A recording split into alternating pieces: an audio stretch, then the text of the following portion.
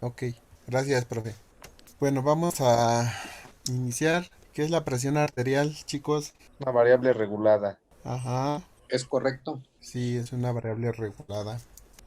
¿Qué más? Es la fuerza con la que la sangre contrae las paredes de los vasos. ¿La fuerza con la que ¿Contrae? traen las paredes de los vasos? No. Contra las paredes. Ah, Ah, Contra. sí, perdón, estamos medio sordos. Bueno, yo.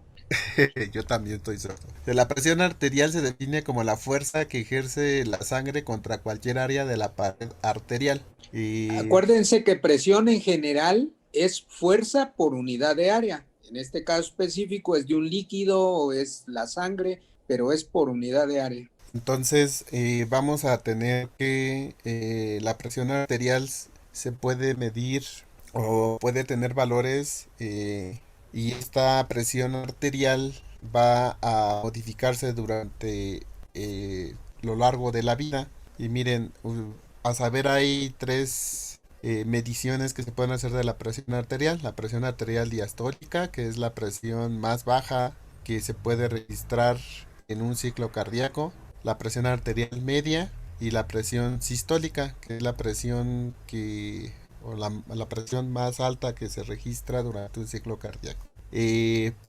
Generalmente se mide en milímetros de mercurio, aunque en algunas partes la pueden medir por kilopascales, pero la unidad más utilizada para medir la presión arterial es milímetro de mercurio. Y como les decía, esta presión arterial varía, se modifica conforme envejecemos y por lo general, en un sujeto sano, sin ninguna complicación, esta generalmente tiende a aumentar con la edad, ¿vale? En un sujeto sano. Y bueno, la presión arterial, como ustedes ya lo han revisado, se puede o hace referencia a dos componentes, el gasto cardíaco y la resistencia vascular periférica. Entonces, el producto de estos dos componentes nos da un valor de la presión arterial. Como aquí lo ven en la gráfica, la presión arterial media es un valor que puede calcularse utilizando diferentes fórmulas. En este caso, la fórmula que les pongo aquí es 2 tercios de la presión diastólica más 1 tercio de la presión sistólica. Esta presión arterial media es un valor o que utilizan los médicos, los fisiólogos, para conocer el grado de perfusión que hay en los tejidos en el sistema en general. Eh, para monitorear la presión arterial en un sujeto, por lo general utilizamos los valores de la presión sistólica y la presión diastólica. ¿Saben más o menos cuál es el valor normal de la presión en un sujeto sano? 120 sobre ¿De qué 80. valores anda? De 120 sobre 80, ¿no, profe? Aproximadamente. Más adelante vamos a ver una tabla donde se dan estos valores dependen de la población, de la talla y varía en cada país, por cada población. Pero sí, aproximadamente es de 120-80, 120 diastólica, 80, 120 sistólica, 80 diastólica. ¿Cuáles son los factores que regulan la presión sanguínea? Bueno, ustedes ya saben, pero ya lo han revisado. Son muchos los factores que están implicados en la regulación de la presión sanguínea. Como ya lo vimos en la diapositiva anterior, esta presión sanguínea está determinada por el gasto cardíaco y por la resistencia vascular periférica.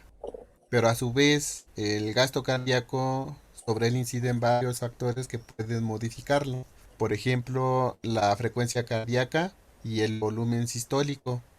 Eh, la frecuencia cardíaca, como ya lo hemos estado revisando, esta puede incrementarse o disminuirse dependiendo de estos factores. Por ejemplo, la activación del sistema nervioso parasimpático disminuiría la frecuencia cardíaca y la activación del sistema nervioso simpático incrementaría los valores de la frecuencia cardíaca. Y en general las catecolaminas podrían incidir incrementando esta frecuencia cardíaca. Entonces, si aumenta la frecuencia cardíaca, aumenta el gasto cardíaco y por consecuencia la presión arterial. El volumen sistólico, que sería la cantidad de sangre que es capaz de bombear el corazón durante la sístole hacia el sistema, este volumen puede, si aumenta, pues aumentaría el gasto cardíaco y por ende la presión arterial, la presión sanguínea. Y este volumen está determinado por la contractilidad cardíaca y por la precarga o la cantidad de sangre que llega hacia el corazón. Esta contractilidad, como también ya lo hemos revisado en los primeros temas, también puede incrementar por la activación del sistema nervioso simpático y bueno, las catecolaminas actúan aumentando esta capacidad de contracción ventricular, por lo tanto aumentando el volumen sistólico. La cantidad de sangre que le llega al corazón va a depender del tono venoso y también ya hemos revisado que este puede incrementarse por la activación del sistema nervioso simpático y bueno, las catecolaminas también son capaces de incrementar este tono venoso. Y el volumen intravascular o el volumen sanguíneo está modulado, también puede, bueno, forma parte de puede incidir en la cantidad de sangre que llega al corazón o la precarga y este está determinado por la retención de sodio y agua y esto lo revisamos el día de ayer. Entonces, la activación del sistema nervioso simpático puede activar o puede favorecer que haya una mayor retención de sodio y agua por la activación de la producción de renina que revisamos y vamos a ver un poquito más adelante. El incremento de la aldosterona o la secreción de aldosterona también incrementa la retención de sodio y agua. La acción de la hormona antidiurética y bueno, estos tres factores incrementarían la retención de sodio y agua y por lo tanto incrementarían el volumen sanguíneo o intravascular y por ende la cantidad de sangre que llega al corazón, el volumen sistólico, el gasto cardíaco y la presión arterial. Y bueno, los péptidos natriuréticos, estos disminuyen la retención de sodio y agua y pues actuarían en el sentido contrario que lo hacen estos tres factores. Todos estos factores están o intervienen para modular la presión arterial a partir del gasto cardíaco. En el caso de la resistencia vascular periférica o sistémica, hay tres factores que pueden modificarla: la inervación directa de los vasos sanguíneos y específicamente la estimulación de los receptores adrenérgicos alfa 1 serían los que incrementarían esta resistencia vascular periférica. Esta inervación directa de los vasos incrementaría esta resistencia vascular. En el caso de mediadores que regulan la resistencia y se encuentran en la circulación, como ya vemos, las catecolaminas, específicamente la adrenalina y la angiotensina 2, son dos agentes que por su acción pueden incrementar la resistencia vascular periférica. Estos son reguladores que se encuentran en la circulación, en la sangre. Y finalmente los reguladores locales. En los lechos vasculares siempre hay mecanismos que se encargan de regular ese tono de los vasos. Y bueno, en el caso del óxido nítrico y la prostaciclina, actuarían disminuyendo el tono o la resistencia vascular periférica y en el caso de la endotelina y de la angiotensina 2 actuarían en el sentido opuesto, incrementando la resistencia vascular periférica. Entonces, en conjunto, todos estos factores están involucrados en la regulación de la presión arterial o de la presión sanguínea. Algunos ya los revisamos y pues ustedes ya tienen ese antecedente de cómo le hacen para regular la presión arterial. Profe, ¿SVR es resistencia vascular periférica? Aquí está en inglés, es resistencia vascular sistémica, pero sería la resistencia vascular periférica. Ok, gracias.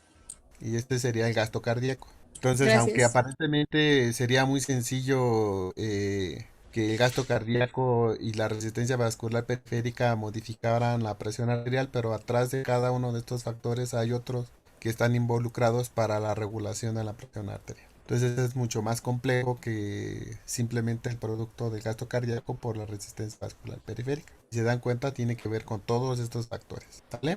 Bueno, esta presión arterial está, como ya lo hemos revisado, está controlada por varios mecanismos. Nosotros ya revisamos uno de los más importantes, que es el que regula la presión arterial a corto plazo o de forma instantánea, que es el reflejo baroreceptor.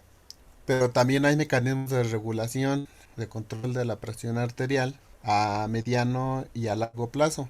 Estos mecanismos también ya los han revisado, que es el sistema renina-angiotensina, que sería el que propiamente dicho sería a mediano plazo, porque tiene un efecto en cuestión de minutos, y a largo plazo sería el sistema renina-angiotensina-aldosterona, que requiere de horas a días para modificar o para impactar sobre la presión arterial. Y bueno, el reflejo baroreceptor, que como ya lo revisamos, actúa en cuestión de milisegundos para estar manteniendo los valores de presión arterial condiciones fisiológicas. Entonces estos son mecanismos que el sistema tiene para mantener o para regular la presión arterial. El reflejo baroreceptor, ustedes ya se lo saben de memoria porque se los explicó detalladamente el doctor San Juan. Bueno, aquí nada más vamos a hacer un recuento de este reflejo que ustedes ya conocen. Entonces, a nivel del seno carotidio y del callado aórtico existen o se expresan los baroreceptores. Estos baroreceptores, proyectan hacia el núcleo del tracto solitario a nivel del bulbo. Cuando hay un incremento en la presión arterial, estos baroreceptores, como sensan esa deformación mecánica por estiramiento, aumentan su frecuencia de disparo, y entonces al aumentar su frecuencia de disparo producen la liberación de neurotransmisores excitadores a este nivel. Bueno, antes de continuar, esta es la clave del diagrama.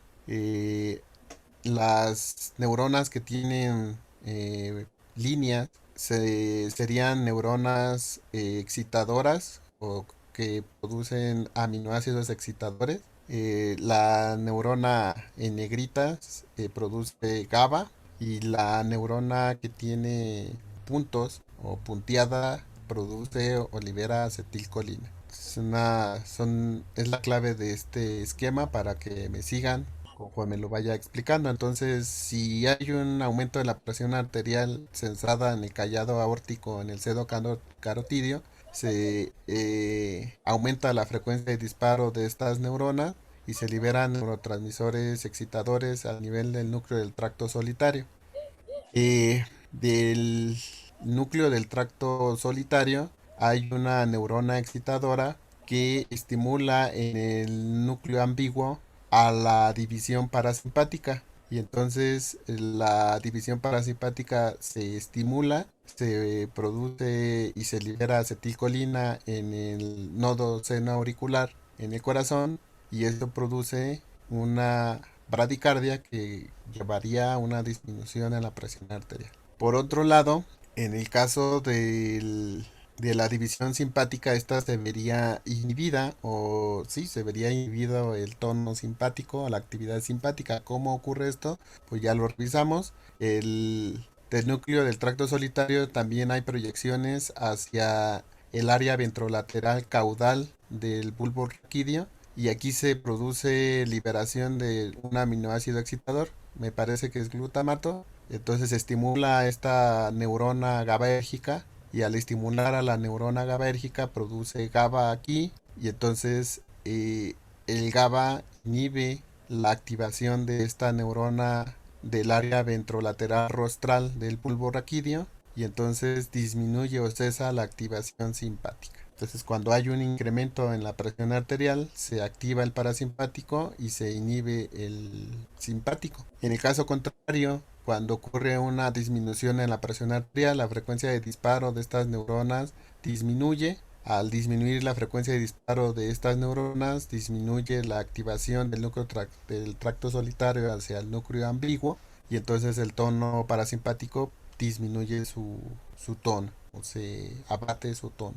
Y en el caso de la división simpática ocurre lo contrario. Al disminuir la excitabilidad en esta neurona del núcleo del tracto, que va del núcleo del tracto solitario al área ventrolateral caudal del bulbo raquídeo, se disminuye la liberación de neurotransmisor excitador en la neurona GABAérgica y entonces esta neurona deja de liberar GABA aquí. Entonces al haber menos liberación de GABA, esta neurona del área ventrolateral rostral del bulbo raquídeo aumenta su frecuencia de disparo, activa a la división simpática y entonces se favorece la actividad simpática en el corazón y en los vasos. En forma general, entonces, el incremento en la presión arterial activa el simpático e inhibe al parasimpático. Cuando la presión arterial disminuye, ocurre lo contrario. El parasimpático se abate o se disminuye su activación y se activa al simpático, generando las respuestas vasoconstrictoras en vaso y cronotrópicas en el corazón. Esto para aumentar la presión arterial. En este siguiente esquema que les voy a presentar, vemos este comportamiento. Si en la primera gráfica, en la parte superior, se ve un registro de la presión arterial baja, presión arterial normal y presión arterial elevada. Entonces, cuando incrementa la presión arterial en el callado aórtico y en el sedo carotidio, vean qué pasa con la frecuencia de disparo de los baroreceptores. ¿Sí ven cómo incrementa la frecuencia de disparo? Sí, Al profe. aumentar esta frecuencia de disparo, como ya lo revisamos en la diapositiva anterior, pues esto va a aumentar la frecuencia de disparo del parasimpático, específicamente del nervio vago. Vean el nervio vago, su frecuencia de disparo cuando se sensa un incremento de la presión arterial, pues también incrementa. Y vean qué pasa con la división simpática. La frecuencia de disparo disminuye. Y vean en el caso contrario, cuando la presión arterial baja, vean la frecuencia de disparo de los vasoreceptores, vean la frecuencia de disparo del vago y qué pasa con el simpático. La frecuencia de disparo de la división simpática incrementa tanto en el corazón, aumentando la frecuencia cardíaca, la contractilidad ventricular y la vasoconstricción. Entonces, de esta forma actuaría el reflejo barorreceptor ante una disminución en la presión arterial o ante un incremento en la presión arterial. ¿Preguntas hasta aquí? No, profe. ¿No hay preguntas? ¿Quedó claro? Sí, profe. Sí, profe. Bueno, sí. En el caso del sistema renina-angiotensina, este sistema se puede activar por varios mecanismos. Ayer lo revisamos y quiero que me digan cuáles son los estímulos necesarios para aumentar la secreción de renina que revisamos el día de ayer. Chicos, La disminución de la concentración de sodio, de cloruro, sí, sí, y lo de las prostaglandinas, no. sí. Las prostaglandinas participan ahí. Igual una disminución en la presión arterial, ¿no? Exacto, una disminución en la presión tanto intrarrenal como en la presión sistémica o en la presión arterial sistémica. Entonces, esos son los estímulos que se requieren para la secreción de renina. Entonces, vía la mácula densa por una disminución en las concentraciones de sodio que llegan al aparato yuxtaglomerular, que fue lo que revisamos ayer. También revisamos allí la vía de los vasoreceptores intrarrenales. Cuando hay una disminución en la presión en las arterias preglomerulares, se activa la secreción de renina.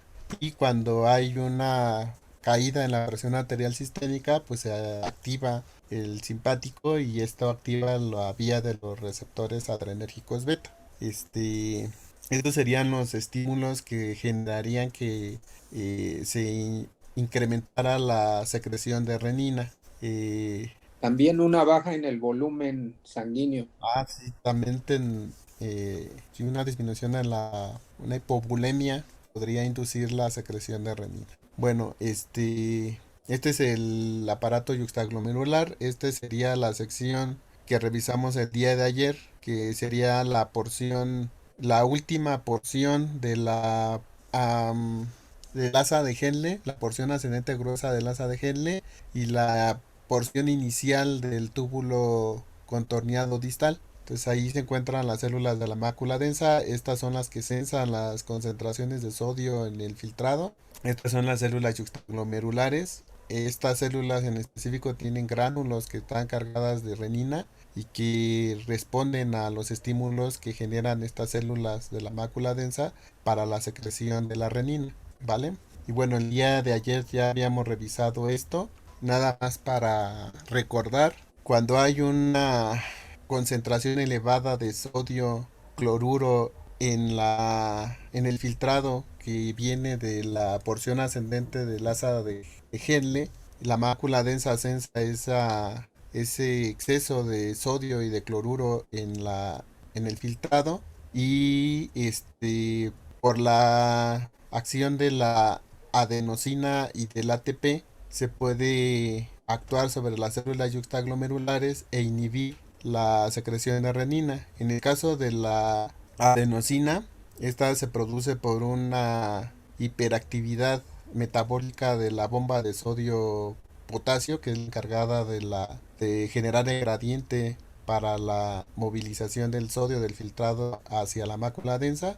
Esta bomba de sodio potasio consume ATP y este ATP, uno de sus metabolitos de su degradación es la adenosina. Esta adenosina puede difundir de la mácula densa, actuar sobre el receptor adenosina A1 que está acoplado a una proteína GI, inhibir la formación de adenilato ciclasa y por lo tanto de AMP cíclico. La Y esto, activación de la adenilato ciclasa. ajá, Es que dijiste y la esto, formación. sí, la inactivación o la inhibición del adenilato ciclasa ya no se formaría AMP cíclico y esto disminuiría la secreción de renina. Por otro lado, también una alta actividad de la bomba de sodio potasio en la mácula densa generaría una salida de ATP de esta célula que directamente actuaría sobre receptores para ATP, los P2Y, que están acoplados a una proteína GQ, y al activarlos también induciría un incremento en las concentraciones citoplasmáticas de calcio en la célula yuxtaglomerular y esto inhibiría la secreción de renina. Por otro lado, cuando un sujeto tiene o su dieta es muy baja en sodio, se incrementa la expresión del óxido nítrico sintasa en la mácula densa y esto conlleva la incremento en la síntesis de óxido nítrico y de la ciclooxigenasa 2. Bueno, también incrementa la expresión de la ciclooxigenasa 2 en estos sujetos por esta deficiencia de sodio. Y esta ciclooxigenasa 2 en la mácula densa induce la síntesis de prostaglandinas, de prostaglandina E2, y esta a su vez difunde hacia las células yuxtaglomerulares para actuar sobre sus receptores que están acoplados a proteína GS. Se activa la adenilato ciclasa por la estimulación de esta prostaglandina E2, aumentan las concentraciones de AMP cíclico y esto activa PKA que favorece la exocitosis de las vesículas cargadas de renina. Entonces hay un aumento en la secreción de renina cuando hay una deficiencia en el consumo de sodio. Por otro lado, cuando hay una disminución en la presión arterial, se activa el reflejo baroreceptor, como ya lo revisamos, y uno de los blancos de la activación de la división simpática es los receptores beta 1 en las células yuxtaglomerulares. La noradrenalina, al activar este receptor que está acoplado a proteína GS, activa a la adenilato ciclasa, la estimula, se incrementan las concentraciones de AMP cíclico, se activa PK y se favorece la secreción de las vesículas con renina. Se sabe que a nivel de los vasos preglomerulares hay varoreceptores que sensan la tensión de los vasos. Cuando hay una disminución en la tensión de estos vasos, se induce la secreción de prostaglandinas y estas prostaglandinas actúan también a nivel de la célula yuxtaglomerular, activando la secreción de renina.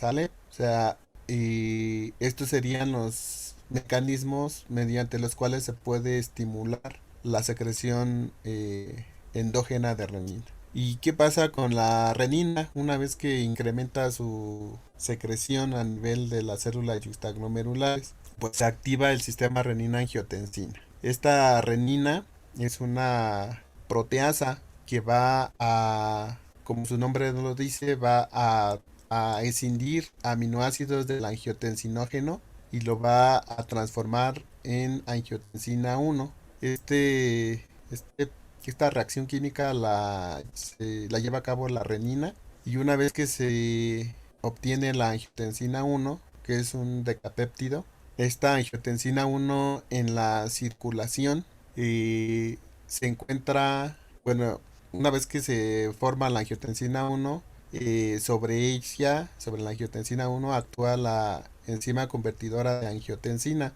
Esta enzima es una enzima que se encuentra en el epitelio vascular a nivel pulmonar y en todos los lechos vasculares. Y esta enzima, la enzima convertidora de angiotensina, transforma la angiotensina 1 en angiotensina 2.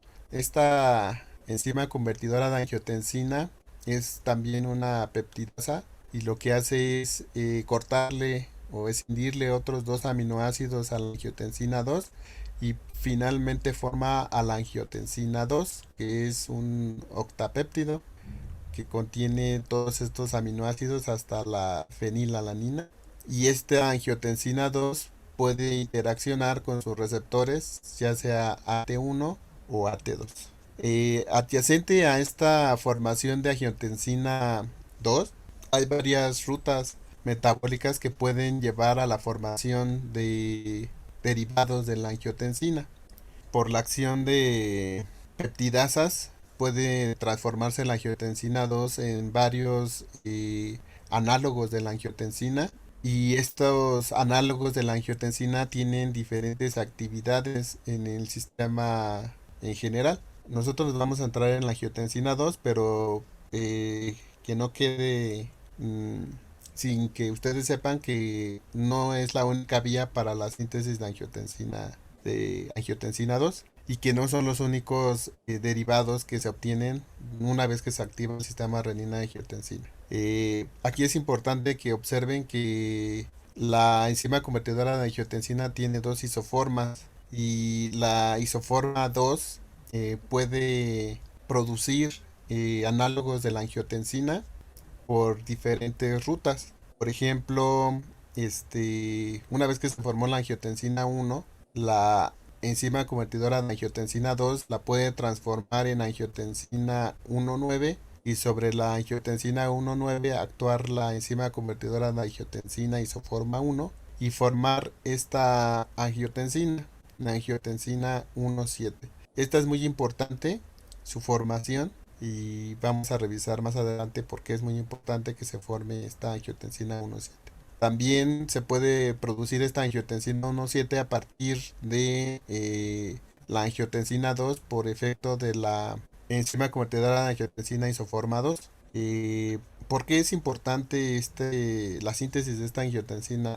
Porque en la actualidad se sabe que este derivado de la angiotensina es un derivado que induce vasodilatación, que favorece la síntesis de óxido nítrico, tiene propiedades antiangiogénicas, Le y falta el también acento.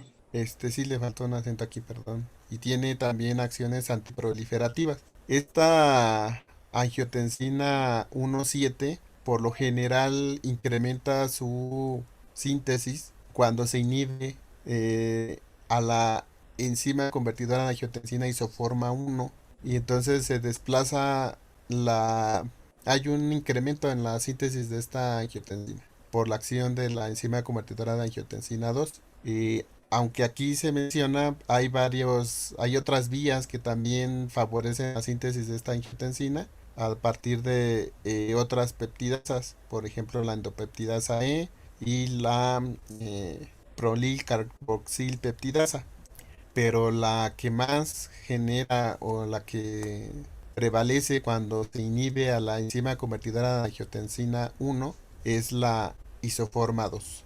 Y esto es muy importante y más adelante lo vamos a revisar porque es importante que conozcan esto. Bueno, entonces la angiotensina 2 tiene varios efectos metabólicos en el sistema, varios efectos fisiológicos. El principal se lo da su nombre, angiotensina 2.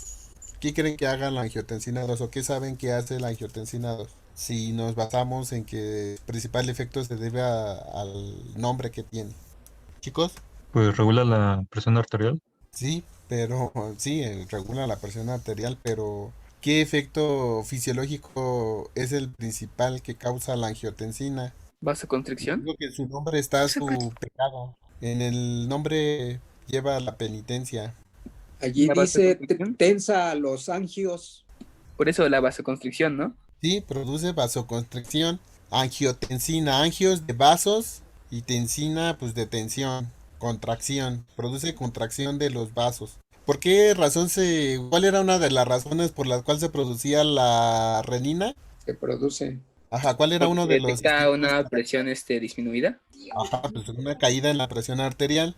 Y pues si se activa la renina para activar este sistema renina-angiotensina, ¿cuál es la finalidad de que se produzca la renina y se sintetice la angiotensina 2?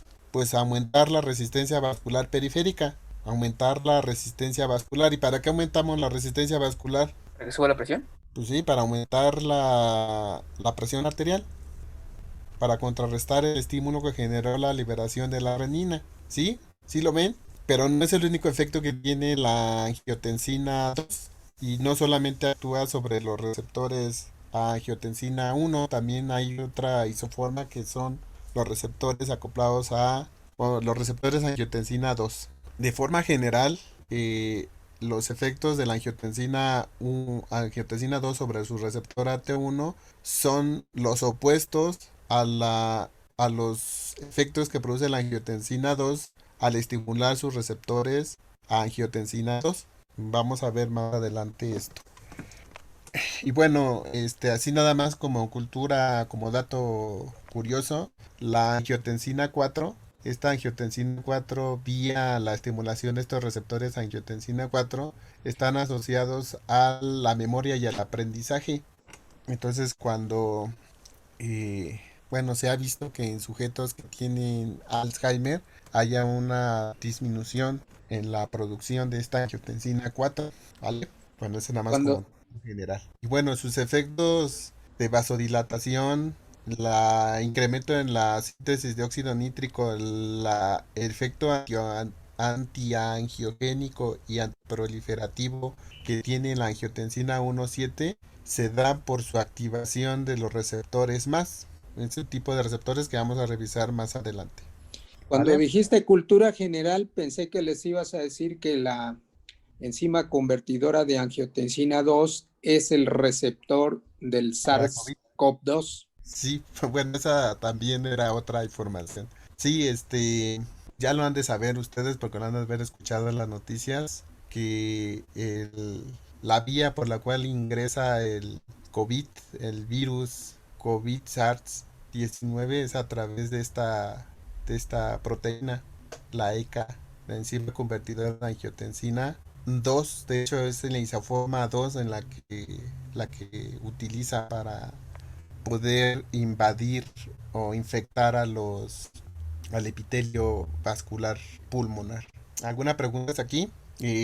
Van a hacer un ejercicio, además del de investigar por qué se utilizan los tiacídicos para el tratamiento de la diabetes insípida. Van a hacer un ejercicio todos ustedes, espero que lo hagan, donde van a colocar los aminoácidos, la estructura de los aminoácidos de la angiotensina 2 y van a resaltar los últimos 4 aminoácidos: isoleucina, estirina, prolina y fenilalanina. Entonces lo que hicieron en una actividad de bioquímica, van a unir los aminoácidos y van a formar la cadena, pero con las estructuras de los aminoácidos de la angiotensina 2. O sea, va a ser desde este aminoácido hasta la fenilalanina. ¿Sale?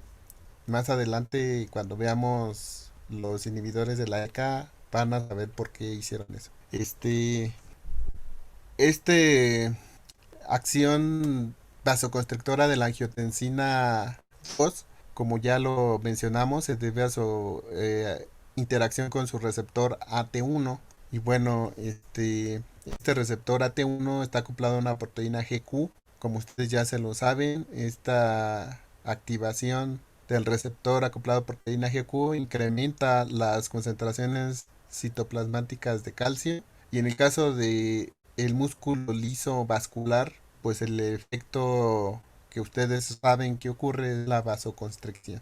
Pero no solamente ocurre eso al activarse los receptores AT1, sino también se ha visto que la estimulación del receptor AT1 tiene que ver con factores miotácticos, no, activación de vías mitogénicas y actúan a nivel del núcleo y puede favorecer la remodelación vascular, o sea, modifica la citoarquitectura de los vasos y a nivel del corazón puede promover la proliferación de los cardiomiocitos, induciendo la cardiomegalia o remodelación cardíaca en general. Entonces, cuando se activan estos receptores, también se activan vías mitogénicas y en vasos puede provocar remodelación vascular y en corazón puede provocar proliferación celular. Y entonces a largo plazo un tono renina-angiotensina crónico puede llevar a los pacientes a sufrir cambios fisiológicos en vasos y en corazón. Entonces, resumiendo, la angiotensina 2 puede tener efectos sobre la resistencia vascular periférica a nivel renal también puede ejercer efecto y como les acabo de mencionar en la estructura cardiovascular. Como ya lo revisamos, en el caso de la estimulación de los receptores AT1 en el músculo liso vascular puede producir vasoconstricción directa e intensa. También está asociado a un aumento en la neurotransmisión noradrenérgica periférica. Esto porque aumenta la liberación de noradrenalina y también puede disminuir la recaptación de la noradrenalina. Entonces esto provoca que haya una acción vasoconstrictora intensa. También a nivel del sistema nervioso central, la angiotensina 2 puede aumentar la actividad simpática y favorecer la liberación de catecolaminas en la médula suprarrenal. Y todos estos efectos de la angiotensina 2 inducen una respuesta presora rápida, ¿sale? Entonces después del reflejo vasoreceptor viene este mecanismo para tratar de aumentar la presión arterial en el caso de que haya una disminución de esta. También hay una respuesta en cuanto a la función renal. La angiotensina 2 expresa receptores T1 y puede aumentar la reabsorción de sodio en el túbulo proximal. También favorece la liberación de aldosterona en la corteza suprarrenal. Entonces esta liberación de aldosterona iniciaría la activación del sistema renina-angiotensina-aldosterona. Y bueno, como ya lo revisamos en la clase de ayer, el incremento de la aldosterona va a tener como consecuencia un incremento de la absorción de sodio y agua en la última parte de la nefrona. También la angiotensina 2 puede inducir vasoconstricción renal directa. También estimula la neurotransmisión noradrenérgica renal, como ya lo revisamos en este apartado, en el apartado de resistencia vascular alterada. Y bueno, también incrementa el tono simpático renal. Todos estos efectos van a tener como resultado una respuesta presora lenta. Y como les mencioné, si se continúa con el tono de este sistema activado, sistema renina-angiotensina, pues van a ver efectos a nivel de la estructura cardiovascular. Va a haber un aumento en la expresión de protooncogenes, va a haber un incremento en la producción de factores de crecimiento y también va a haber un aumento en la síntesis de proteínas en la matriz extracelular. Estos mecanismos están mediados por esta activación de cascadas mitogénicas, por la expresión de genes a nivel nuclear. Y bueno, también va a haber un incremento de la poscarga por este estado contráctil de los vasos, el lecho venoso, y aumento en la tensión de la presión, bueno, aumento en la tensión de los vasos por la vasoconstricción. Estos factores de crecimiento, protongenes y síntesis de matriz extracelular son los responsables de que haya hipertrofia y remodelación tanto a nivel vascular como a nivel cardíaco. Entonces el corazón empieza a crecer, pero no crece funcionalmente, sino crece, pero el corazón se va haciendo insuficiente. Y entonces es la antesala para el desarrollo de la insuficiencia cardíaca y de otros padecimientos cardíacos que vamos a revisar más adelante. Entonces todos estos efectos tienen la activación del sistema renina-angiotensina. Resultados en la respuesta presora rápida, una respuesta presora lenta y al final una remodelación tanto cardíaca como vascular. Y esta remodelación vascular y cardíaca lleva al sujeto al desarrollo de la hipertensión. Ya cuando los vasos han sufrido remodelación y el corazón ha crecido o se ha modificado, pues entonces empiezan a aparecer trastornos que vamos a revisar más adelante. Vamos a tomar bueno, déjenme terminar para ya empezar con los fármacos. Faltó Bueno, el efecto dipsogénico de la angiotensina 2. sí, también induce la sensación de sed. Apetito por sodio y apetito Y por agua.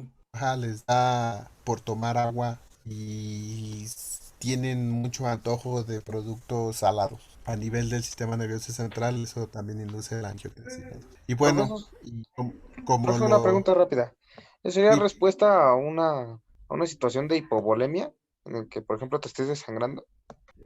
¿cómo? No entendí tu pregunta. El efecto que acaba de mencionar, que aumenta, bueno, que estimula los centros inductores de la sed y el consumo por sodio, ¿eso sería por una cuestión una situación de hipovolemia Sí, en la que, sí, por la ejemplo, te estés hipovolemia desangrando? puede desencadenar esta necesidad de consumir sal y agua. Si recuerdan de los estímulos que dijeron que podían inducir la activación del sistema renina-angiotensina, entre otros, pues está ese, yo les dije, una baja en el volumen, pero también puede ser por baja en sodio, por baja de la presión arterial, porque bajo estas condiciones se activa el sistema renina-angiotensina y su objetivo del sistema es aumentar la presión arterial o recuperar sodio. Vale, profesores, muchas gracias. Bueno, y entonces aquí el sistema renina-angiotensina-aldosterona que va a modular o va a regular la presión a largo plazo y pues interviene ahora la acción de la aldosterona, como ya habíamos revisado el día de ayer. Entonces, ya vimos los estímulos que generan la secreción de renina por parte de las células justaglomerulares. Uno de ellos es el descenso de la presión arterial, pero ya vimos los demás que acaba de mencionar el doctor. Esta renina transforma la angiotensinógena en angiotensina 1 y la enzima convertidora de angiotensina puede convertir la angiotensina 1 en angiotensina 2 y la angiotensina 2 interactúa con sus receptores AT1 en la corteza suprarrenal para la secreción de aldosterona. Entonces se intensifica la secreción de aldosterona y la aldosterona mediante la interacción con su receptor amineralocorticoides en el túbulo colector y en la última porción del túbulo contorneado distal, pues se promueve la retención de sal y bueno, de sodio y de agua. Esta retención de sodio y agua aumenta el volumen y este aumento del volumen pues está encaminado al incremento de la presión arterial. Pero este efecto de la aldosterona no es inmediato como lo pueden inducir porque requiere la activación de la transcripción génica, como ya lo habíamos revisado el día de ayer. Entonces, estos efectos que tiene la aldosterona, pues son efectos que requieren tiempo. Entonces, una vez que se libera la aldosterona, interacciona con su receptor amineralocorticoides en el citoplasma, se dimeriza e interacciona con los elementos de respuesta a mineralocorticoides en el ADN y estimula la síntesis de proteínas. Y estas son las proteínas inductoras inducidas por aldosterona y pues los efectos son todos los que ven aquí a nivel del túbulo colector y de la última porción del túbulo contorneado distal. Esto lo revisamos el día de ayer y todos estos mecanismos están encaminados a aumentar reabsorción de sodio y por lo tanto aumentar el volumen. Más adelante, cuando revisemos insuficiencia cardíaca, van a ver que la aldosterona también tiene efectos tróficos sobre el corazón y los vasos y puede inducir remodelación cardíaca. Pero nos vamos a quedar con esto porque este es el efecto que induce la aldosterona para recuperar el volumen o para disminuir la excreción de sodio y recuperar o aumentar la presión arterial. Entonces, ya integrando esta información, vemos que cuando hay una disminución en la presión arterial, pues se activa por reflejo barorreceptor la división simpática. Entonces se activa, hay un incremento en la actividad del sistema nervioso autónomo simpático. Esto va a activar receptores beta 1 en el corazón, va a inducir efectos trópicos positivos que van a incrementar el gasto cardíaco y como vimos el gasto cardíaco es una de las variables que están relacionadas con la presión arterial. Entonces aumentaría la presión arterial. Por otro lado, también la activación simpática estimula o favorece la estimulación de los adrenoreceptores alfa 1 en el músculo liso vascular. Esto aumentaría la resistencia vascular periférica y de la misma forma incrementaría la presión arterial. En el caso a nivel renal, esta caída en la presión arterial pues disminuye el flujo sanguíneo renal y esta disminución en el flujo sanguíneo renal induce la producción de prostaglandina E2 específicamente, que actúa en las células juxtaglomerulares incrementando la liberación de renina. Este incremento en la secreción de renina activa el sistema renina-angiotensina y esta angiotensina, al actuar directamente sobre los músculos lisovascular, induce la vasoconstricción, incrementando la resistencia vascular periférica y por lo tanto incrementando la presión arterial. También si se continúa con esta caída en la presión arterial, se estimula la secreción de aldosterona por parte de la corteza suprarrenal y la aldosterona ejercería su efecto sobre el túbulo colector y el túbulo contorneado distal, aumentando la expresión del canal de sodio en NAC y evitando su degradación para aumentar la retención de sodio y agua. Esto contribuiría a un incremento en el volumen sanguíneo. Este incremento en el volumen sanguíneo está asociado con un incremento en el gasto cardíaco y por lo tanto incremento en la presión arterial. También la caída de la presión arterial está asociada con una menor tasa de filtración glomerular que induce también la activación o la retención de sodio y agua, que sería un aumento en el volumen sanguíneo y por lo tanto en el gasto cardíaco. Entonces, si se dan cuenta, todos los mecanismos que se tienen para el control de la presión arterial están interrelacionados unos con otros. Y al final, todos estos mecanismos se ejecutan para producir un incremento en la presión arterial. Ahora, ¿por qué es importante que la presión arterial tenga un valor regulado? ¿Por qué es importante que mantengamos los valores de presión arterial en valores fisiológicos 120-80? Chicos, ¿por qué es importante? También de esto va a depender la oxigenación, ¿no, mantener la profesor? presión arterial? ¿Cómo? Porque es importante mantener la presión, porque a partir de esto también se va a determinar el volumen de sangre que llega a los órganos y cómo se mantienen irrigados y de igual manera cómo se oxigenan, ¿no? Pues sí, va a asegurar la perfusión de los órganos y específicamente los órganos vitales para el sistema. Y si la presión arterial no se mantiene en los valores adecuados, no hay una perfusión adecuada de oxígeno y de nutrientes y eso puede llevar a poner en riesgo la viabilidad de estos tejidos. Y si vamos a ser claros, pues del sistema nervioso central, del riñón y del corazón. Si estos tres órganos no tienen el aporte suficiente de sangre, oxígeno y nutrientes, pues se pone en riesgo todo el sistema. ¿Sale? Vamos a tomar un descanso, son la 1:05, 1:26. A la 1:40 continuamos, ¿vale? Chicos. Sí, profe. Sí, profe. Ponle pausa a la grabación. Por fin nos vamos al receso. Sí, Sí. ya le puse. Gracias. Ya no se ve su pantalla, profe. Sí, la dejé de compartir porque si no, no me deja grabar.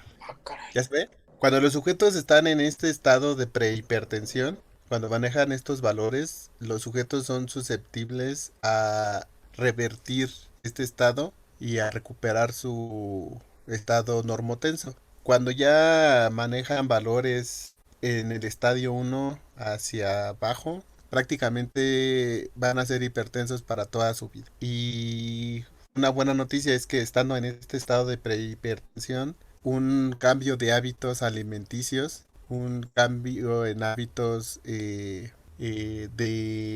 actividad física pueden revertir este estado prehipertenso. Entonces es importante que todos estén revisando la presión arterial porque cuando ya no están en esta etapa de prehipertensión, prácticamente van a tener que tomar fármacos para toda su vida. La hipertensión no se quita, nada más se controla. Este, aquí en México, eh, esta encuesta se hizo en el 2019. Vean, 2018, perdón. El porcentaje de sujetos hipertensos del 2002 al 2018 incrementó en la población de 20 años o más, tanto en hombres como en mujeres. En el 2012 en México había 9.3 millones de personas hipertensas diagnosticadas y para el 2018 ya eran 15 millones. Un incremento del 30% de sujetos hipertensos. Y estos solamente son sujetos diagnosticados. Se estima que por cada sujeto diagnosticado hay por lo menos 3 que no están diagnosticados. Entonces esta cifra vamos a multiplicarla por 3 y entonces en realidad en México el número de hipertensos podría ser hasta de 50 millones, 45 millones de personas hipertensas. Y como ya lo habíamos revisado al inicio de la presentación, la presión arterial de forma fisiológica se incrementa con la edad. Entonces, pues esto va a empeorar conforme la población vaya envejeciendo. Angélica Entonces, Mojica miren, tampoco va a ir a la sesión de la tarde. ¿Y cuántos más? Nada más y ella y yo. ¿Qué te escribió? No voy a ir. ¿O tú le dijiste? Sí, ¿cuáles es son que las... yo llegué y pues en Profe, el tiene abierto el micrófono. perdóname. Miren, la hipertensión se clasifica en hipertensión esencial y esta es el tipo de hipertensión que padece aproximadamente el 90% de la población a nivel mundial. ¿Por qué? Bueno, y el otro, la hipertensión secundaria, y la padecen aproximadamente un 7% de la población y está asociada a otras patologías. ¿Por qué se conoce como hipertensión esencial? Se le llama así porque no hay o no se conoce la causa que genera esta hipertensión. Entonces se llama esencial porque esencialmente no se sabe nada de cómo o por qué la gente se hace hipertensa. Hay muchas teorías y hay muchos estudios que han sido dirigidos para determinar cuáles son las razones por las cuales una persona se hace hipertenso, pero no se ha encontrado tajantemente una razón. Hay factores que influyen para el desarrollo de la hipertensión. Uno de ellos y de los más importantes es un alto consumo de sodio. Gente que todavía no prueba la comida y ya le está poniendo sal. Por eso en México una de las medidas que utilizó la Secretaría de Salud es retirar de los restaurantes los saleros y solamente si tú solicitas sal pues se te da la sal. Pero antes no, antes llegabas y ahí estaban todas partes saleros. Ahora se restringió al uso de la sal en este sentido. Otro factor importante que induce a la hipertensión es el tabaquismo. El consumo de tabaco está asociado a el desarrollo de hipertensión. El sedentarismo, la obesidad y factores genéticos están asociados al desarrollo de hipertensión. Si tu papá, tu abuela, tu abuelo o tu mamá tienen hipertensión, hay una probabilidad muy importante de que tú también tengas o desarrolles hipertensión. Si uno de tus padres es hipertenso y tu madre no, tienes una probabilidad del 50% de ser hipertenso. Si tus dos padres son hipertensos, pues te sacaste en la lotería. Muy probablemente tú también seas hipertenso. Aunque hay muchos factores que pueden evitar que, aunque tus padres o tu ascendencia sea hipertensa, tú seas hipertenso, existe un gran riesgo de que lo seas, porque hay muchos marcadores genéticos involucrados en el desarrollo de la hipertensión. Dentro de esta hipertensión esencial, esta se puede clasificar en dos tipos: hipertensión de gasto alto, que es una hipertensión que está basada en la bomba o en el corazón. donde hay un incremento marcado o sostenido del gasto cardíaco, pero hay una resistencia vascular periférica normal. O sea, tienen esta característica. Su resistencia vascular periférica es normal. La hipertensión basada en la resistencia vascular periférica es una donde el gasto cardíaco es normal, pero la resistencia vascular periférica está incrementada. El primer tipo de hipertensión, la hipertensión de gasto alto, por lo general es una hipertensión que se presenta principalmente en jóvenes. Y la hipertensión basada en resistencia vascular periférica incrementada generalmente es una hipertensión asociada a adultos, a ancianos, a adultos mayores. Entonces, dentro de de la hipertensión secundaria que se asocia a otras patologías está la hipertensión renal. Y en esta hipertensión renal hay tanto un incremento en el gasto cardíaco como en la resistencia vascular periférica. En esta hipertensión renal hay una hiperactividad del sistema renina-angiotensina-aldosterona. Y bueno, la hipertensión hormonal, donde interfieren, pueden haber varios factores que la desencadenan, entre ellos puede ser tumor en la corteza adrenal, por ejemplo el síndrome de Cushing o la enfermedad de Cushing, el feocromocitoma o el hiperaldosteronismo. Todas estas, alteraciones hormonales pueden contribuir al desarrollo de hipertensión que se conoce como hipertensión hormonal. Cuando se corrigen estas alteraciones hormonales, se corrige esta hipertensión hormonal. Profe, una pregunta. Sí. Mencionó que la hipertensión de gasto alto se da principalmente en jóvenes y la basada en la resistencia vascular periférica en adultos. Entonces, Adultos mayores. Sí. ¿quiere decir que algún día una va a pasar a la otra? Si no se controla, sí. De hecho, los jóvenes que tienen hipertensión de gasto alto por lo general es porque tienen un tono simpático incrementado. Esta activación o esta hiperactividad del tono simpático responde a varios factores. Estrés, factores genéticos, y si se corrige esta hipertensión en estos jóvenes, como lo vimos durante la presentación, la presión arterial conforme avanzamos o envejecemos se incrementa. Entonces sí puede ocurrir el riesgo de que una se transforme en la otra si no tienes higiene, si no tienes cuidado. Si el sujeto tiene o presenta uno de los factores que les mencioné, entonces pues lo más probable es que sí, aunque tenga una hipertensión, pueda desarrollar la otra. Profesor, ¿hay alguna propensión a volverse hipertenso, o sea, que sea una relación más grande entre hombres y mujeres o mujeres y hombres? Miren, en la diapositiva anterior vimos que el porcentaje de hipertensión es mayor en mujeres que en hombres. Pero como les mencioné, esto no es determinante porque en general las mujeres son las que más asisten al médico y las que más están cuidando su salud. Entonces esta proporción puede ser engañosa, pero así A ver, con todo, ¿dejaste de hablar o te perdimos por no, algún momento? no creo que se cortó por No, yo algún sí lo momento. escuché, profe. ¿Sí? ¿Continúa? Ah, Sí, entonces oye. fue mi, Sí, yo también. entonces fue mi red, Entonces, perdón. sí, entonces en esto, con los tratos crudos, pareciera que las mujeres son las más propensas al desarrollo de hipertensión y los hombres menos, pero se ha visto que el impacto es por igual en los dos géneros.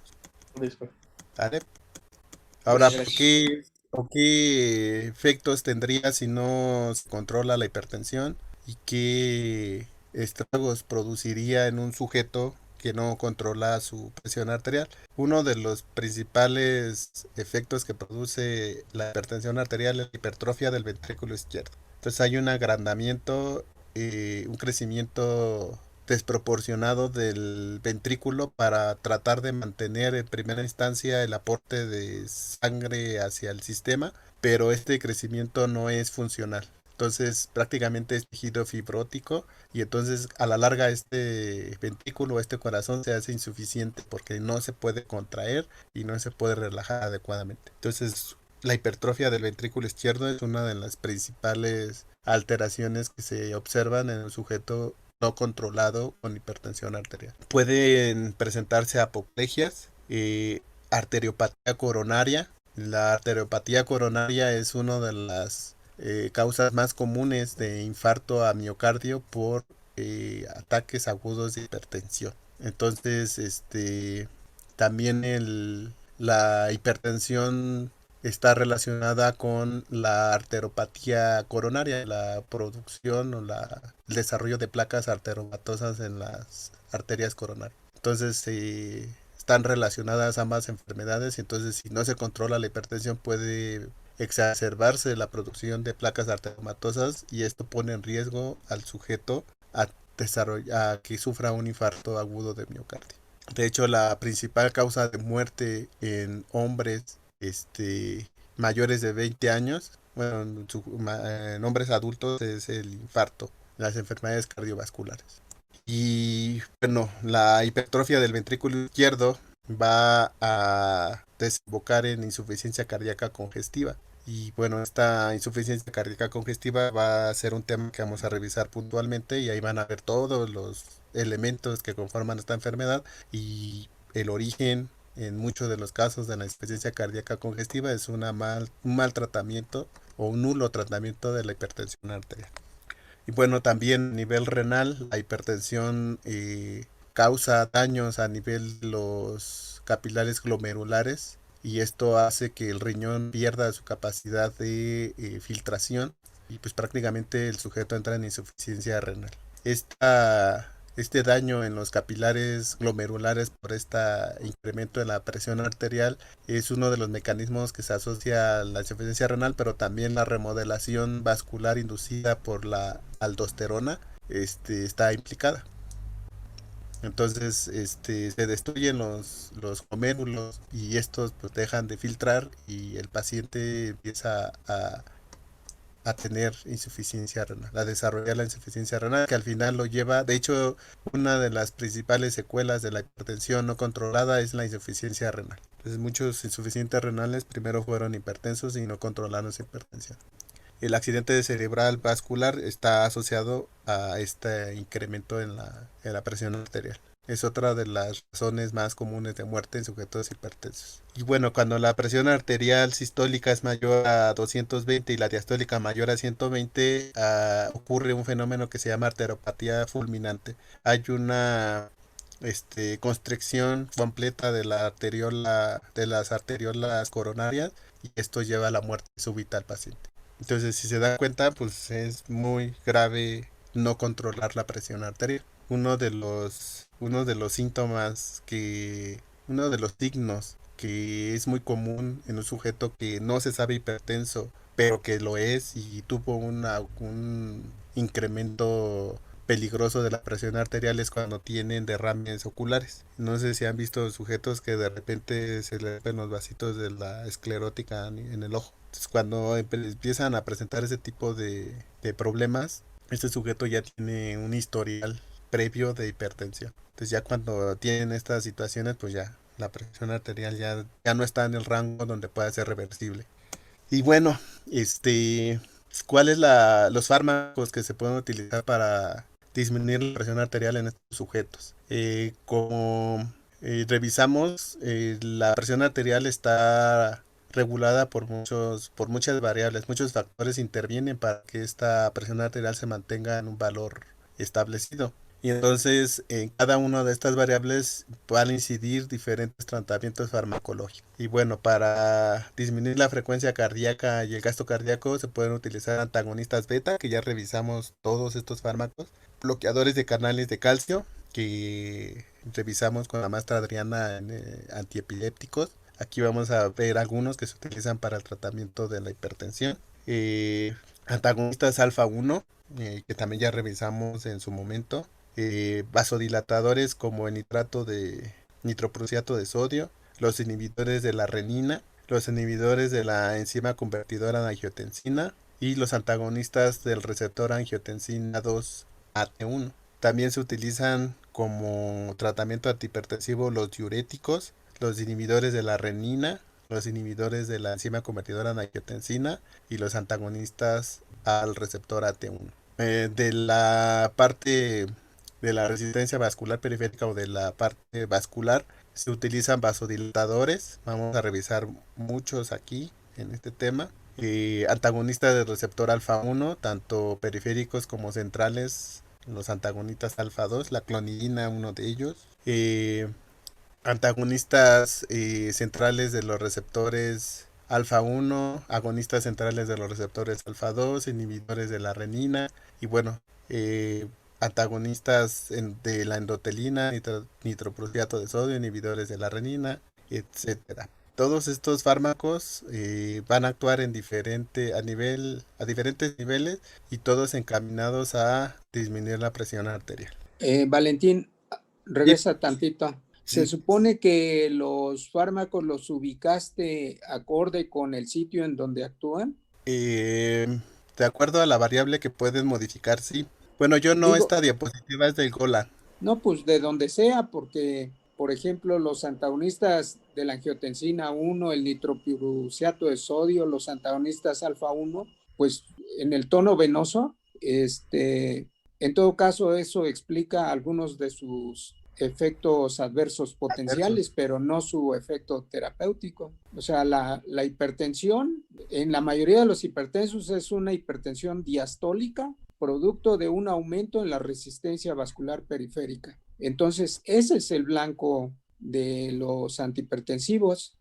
Y del lado venoso, pues lo que hacen, imagínate, nitroprusiato de sodio del lado venoso, pues va a reducir el retorno venoso y va a inducir un ataque anginoso en el corazón. O sea, sus efectos del lado venoso explicarían algunos de sus efectos adversos potenciales, pero no su acción terapéutica. Entonces yo no los pondría ahí.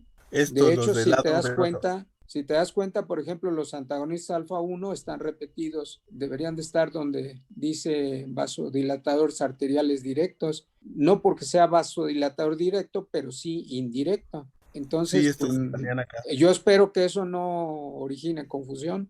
No, ahorita esta es una clasificación, ahorita les voy a poner otra, la del Goodman y Gilman. Esta nada más es para que vean a nivel de qué variable pueden incidir para el tratamiento de la hipertensión.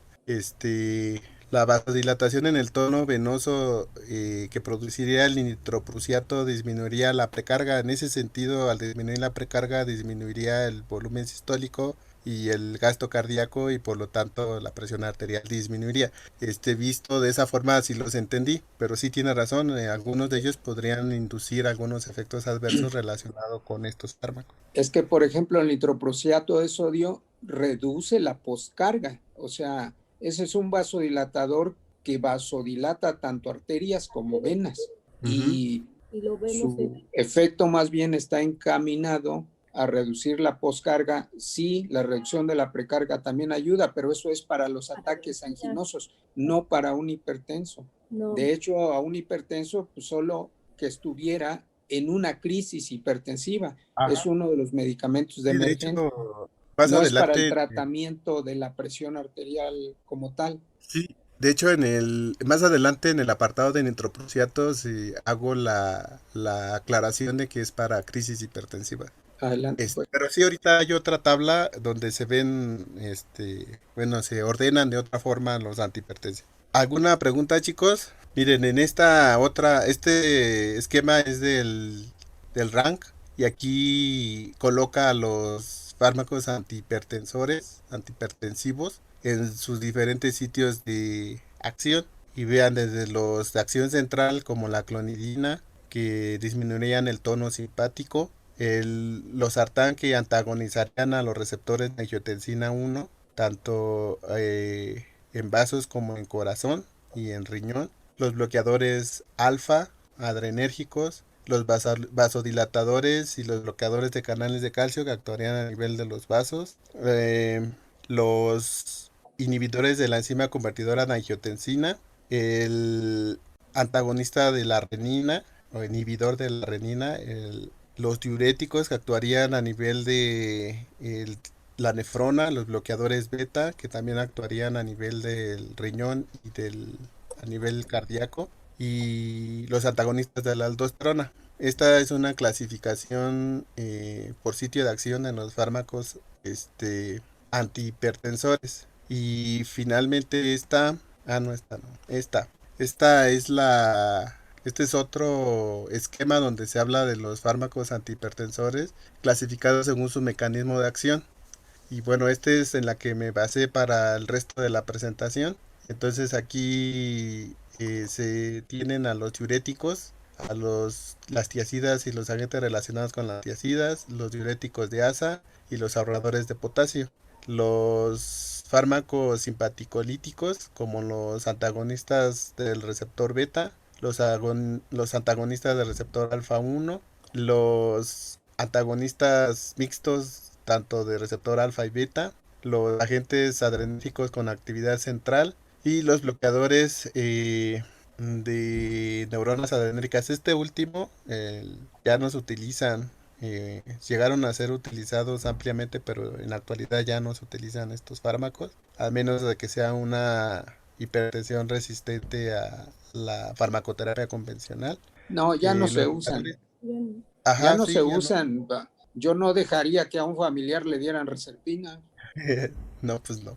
Bloqueadores de canales de calcio, inhibidores de la enzima convertidora de angiotensina, los antagonistas del receptor angiotensina 2, los AT1 y inhibidores directos de la renina y vasodilatadores, tanto arteriales como mixtos, arteriales y venosos, como les mencionaba el doctor, el nitroprusiato. Entonces vamos a empezar con los fármacos diuréticos y aprovechando que acabamos de revisar este tema, vamos a ver que para el tratamiento de la hipertensión, los fármacos diuréticos más utilizados son los tiacídicos o análogos a las tiacidas y los diuréticos de asa. Entonces, en los primeros, los diuréticos tiacídicos, como lo revisamos ayer, actúan en el túbulo contorneado distal después del aparato yuxtaglomerular. Entonces estos fármacos no inducen la retroalimentación túbulo-glomerular. Entonces tienen un efecto diurético importante y un efecto antihipertensor importante. Y bueno, los diuréticos de asa como la furosemida o la torsemida, estos fármacos actúan a nivel de la asa de Henle, la porción ascendente gruesa, bloqueando el cotransportador sodio-potasio 2 cloruros.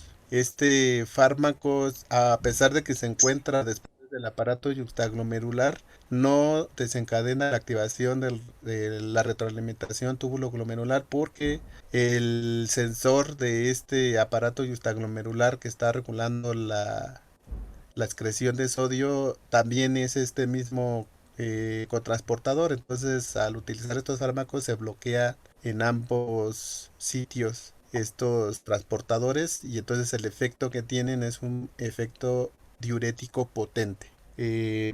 Los bloqueadores del transportador sodio-cloruro, como ya los revisamos, la clorotiacida y la hidroclorotiacida son los fármacos tiacídicos más utilizados y los análogos o fármacos que bloquean al transportador sodio-cloruro como la clortalidona, la indapamida y la metasalona son son de los más utilizados para el tratamiento de la hipertensión. La clorotiacida y la hidroclorotiacida, como les mencioné el día de ayer, son benzotiazinas, son fármacos tiacídicos, y la clortalidona, indapamida y metasolona son fármacos que bloquean a este transportador sodio-cloruro, siendo la indapamida el que tiene una potencia relativa 20 veces mayor que la clortalidona. De estos fármacos, todos pierden eficacia cuando la tasa de filtración glomerular es menor de 30 a 40 mililitros por minuto. El único que tiene efecto por debajo de estos valores es la metolazona. Entonces este fármaco se utiliza a pesar o en sujetos que tienen ya algún grado de insuficiencia renal. El uso de las tiacidas se ha relacionado con una reducción de en los pacientes que lo utilizan del ictus, de insuficiencia cardíaca, de enfermedad coronaria y de mortalidad cardiovascular. Entonces, cuando se utilizan las tiacidas, pues hay una reducción en todos estos factores, y en general se ha asociado el uso de las tiacidas con una disminución de la mortalidad de los sujetos de un 10%. ¿Qué es ictus? Permíteme, Dante. ¿Qué pasó? ¿Qué era ictus? Ah, es un infarto. Normalmente se asocia más con un accidente cerebrovascular. Eso es un ictus. O sea, cuando se presenta un accidente cerebrovascular, al fenómeno de manera corta, digamos, se le llama ictus. Sí, es la interrupción del flujo sanguíneo en tejido cerebral. Ok, gracias. Entonces las tiazidas son recomendadas para el tratamiento de sujetos hipertensos con hipertensión leve a moderada. Su efecto es la reducción de la reabsorción de sodio y la retención de agua. Su efecto antihipertensor primario es la disminución del volumen sanguíneo, por lo tanto también disminuye el gasto cardíaco y esto lleva al sujeto a disminución de la presión arterial. Algunas tiazidas se ha asociado a que tienen un efecto a reducir la resistencia vascular periférica. No todas presentan este efecto de disminución de la resistencia periférica, pero algunas se han asociado a que algunas estructuras de este grupo de fármacos pueden abrir canales de potasio en la musculatura vascular lisa. Y entonces induciría vasorelajación y esto estaría asociado a una disminución en la resistencia vascular periférica. Pero no todas las tiazidas presentan este efecto y el principal es el que les acabo de mencionar, la reducción del gasto cardíaco. Como les mencioné, es el mejor tratamiento para iniciar la farmacoterapia en un sujeto hipertenso que todavía no presenta complicaciones. Se sugiere que se administren una vez al día en una dosis de 25 miligramos de hidroclorotiazida o su dosis equivalente en cualquier otro fármaco de este grupo. Como estos fármacos se encuentran después del aparato justaglomerular, inducen una pérdida de potasio y de protones importante, entonces se recomienda usarlos con ahorradores de potasio para evitar esta hipocalemia y alcalosis. Y como les mencioné, pierden su eficacia con tasas de filtración glomerular menores a 30 a 40 mililitros por minuto. A excepción de la metalazona, este fármaco sí tiene efecto a pesar de que las tasas de filtración glomerular sean mucho menor. ¿Cómo se llama el fármaco? Metalazona. Metolazona.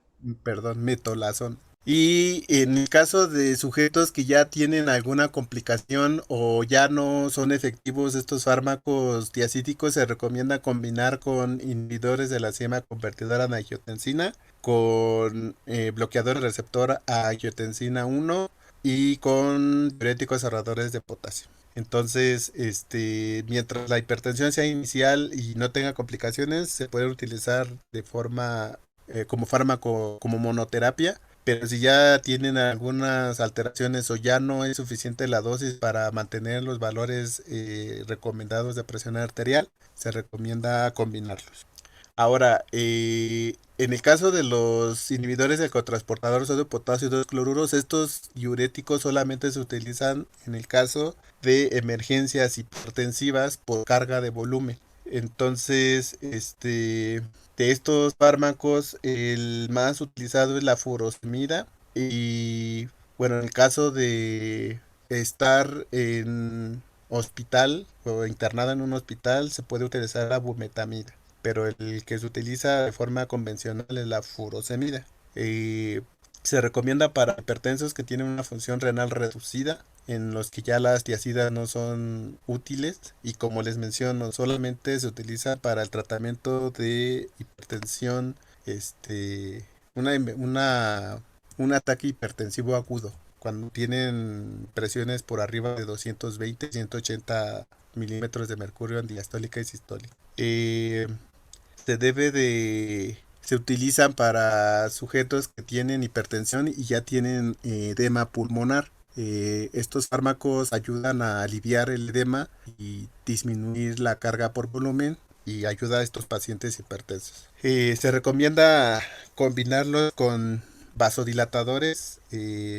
Específicamente en este caso se recomienda utilizarlos con minoxidil Y bueno, los efectos adversos de utilizar las tiazidas, como ya lo revisamos ayer, que es la principal razón por la que abandonan el tratamiento hipertensivo con estos fármacos, es la disfunción eréctil.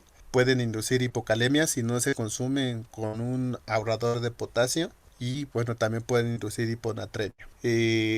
Como estos fármacos están asociados a una reabsorción mayor de calcio, pueden inducir hipercalcemia, un incremento en las concentraciones plasmáticas de calcio. Y también están asociados al desarrollo de gota. No se deben administrar en sujetos que tienen este trastorno. Y los diuréticos de ASA producen hiponatremia severa, igual que hipocalemia, y el riesgo de utilizarlos de forma indiscriminada es que pueden llevar al paciente ahora a una hipotensión mortal por este potente efecto diurético que tiene. Y hasta aquí le vamos a dejar. El día martes continuaríamos. Ya son las 2:23. Cualquier duda, preguntas. Pues no me dicen, profe, yo me puedo seguir hasta las 4. Sí, no me di cuenta. A ver, Ya regresa una dejamos hasta diapositiva. aquí. Regresa una diapositiva. Ay, perdón. No, ya déjalo, olvídalo. No, ya.